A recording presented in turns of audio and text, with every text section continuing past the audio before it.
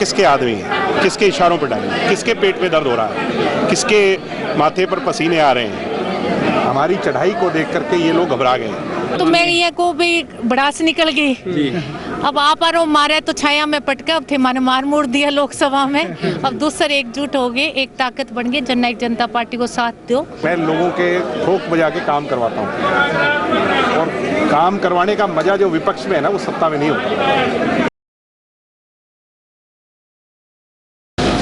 नमस्कार, स्वागत आपका के हरियाणा पे। मैं हूं आपके साथ रमेश जाखड़ और इस वक्त मैं मौजूद हूं गांव घुक्कावाली में, जहां पे आपको बता दूं कि दिग्विजय चौटाला जो है वो अपना एक बहुत बड़ा काफिला लेकर के जो है वो गांव-गांव जाते हुए दिखाई दे रहे हैं। और गांव-गांव में जा करके दिग्विजय चौटाला जो है वो अपना एक शक्ति प्रदर्शन यूँ कहें या जनसभा कहें कि जनसभा के माध्यम से जो वो शक्ति प्रदर्शन करते हुए लगातार दिखाई दे रहे हैं। इस वक्त घुक्कावाली गाँव की तस्वीरें हम आपको दिखा रहे हैं।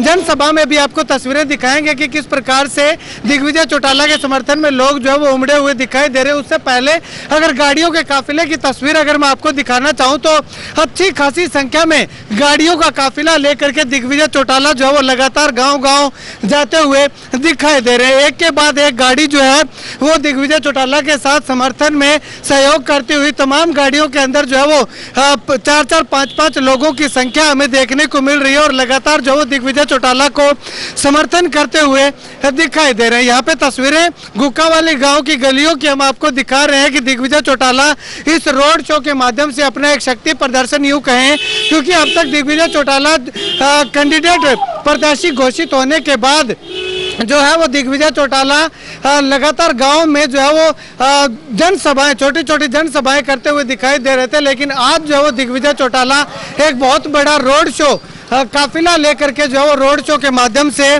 दिग्विजय चौटाला अपना समर्थन जो है वो शक्ति प्रदर्शन करते हुए दिखाई दे रहे हैं। हालांकि दिग्विजय चौटाला 10 सितंबर को जो है वो नॉमिनेशन फाइल करने वाले हैं और उस नॉमिनेशन का न्योता देने के लिए लगातार जो है वो गांव-गांव जा करके जो है वो लोगों को नॉमिनेशन के अंदर जो है शामिल होने की बात जो है वो लगातार दिग्विजय चौटाला के द्वारा कही जा रही है और अपील जो है वो लगातार की जा रही है।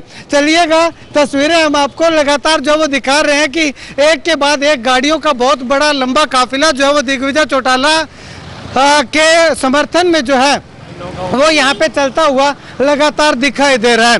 ऐसे में अगर बात करें तो दिग्विजय चौटाला के साथ उनकी माता नैना चौटाला भी जो है वो दिग्विजय चौटाला के लिए वोटों की अपील करती हुई लगातार दिखाई दे रही है। इससे पहले अगर बात करें तो दिग्विजय चौटाला से पहले नैना चौटाला जो है वो डबवाली की विधायक बनी थी और उसके बाद जो है वो बाडड़ा से विधायक बनी और इस बार जो है वो दिग्विजय चौटाला डबवाली से जननायक जनता पार्टी की ओर से चुनावी मैदान में चुनावी प्रत्याशी जो है वो बनाए गए हैं।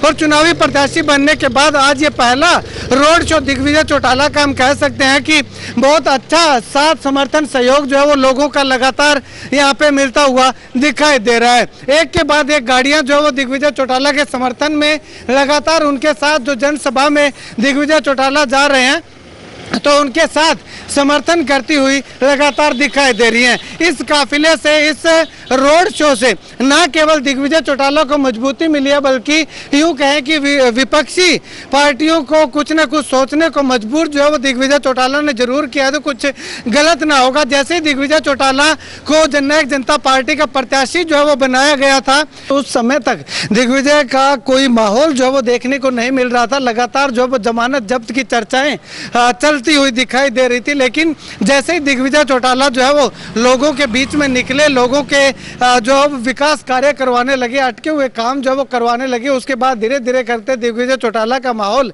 बनता गया। और आज जो है वो गांव-गांव में जाकर के जब बातचीत करते हैं, पूछते हैं तो दिग्विजय चौटाला का जो है वो कहीं न कहीं टक्कर देते हुए दिखाई दे रहे हैं। या यूं कहें कि दिग्विजय चौटाला अब त्रिकोणीय मुकाबले में शामिल हो चुके हैं। आने वाले समय में क्या कुछ होता है वो आने वाला वक्त बताएगा। लेकिन इस वक्त जो है वो घुक्कावाली गांव के सभा की तस्वीरें अगर हम आपको दिखाना चाहें तो देखिएगा कि काफी अच्छी संख्या में घुक्कावाली, हालांकि पंजाबी बेल्ट का गांव इसको कह सकते हैं, पंजाबी समुदाय की बहुतायत इसमें हम कह सकते हैं, तो वहां पे भी जो वो दिग्विजय चौटाला का अच्छा खासा समर्थन जो है वो लोग लगातार करते हुए दिखाई दे रहे हैं। चलिएगा अब इस कार्यक्रम को लेकर के दिग्विजय चौटाला और नैना चौटाला क्या कुछ कहते हैं जानते हैं।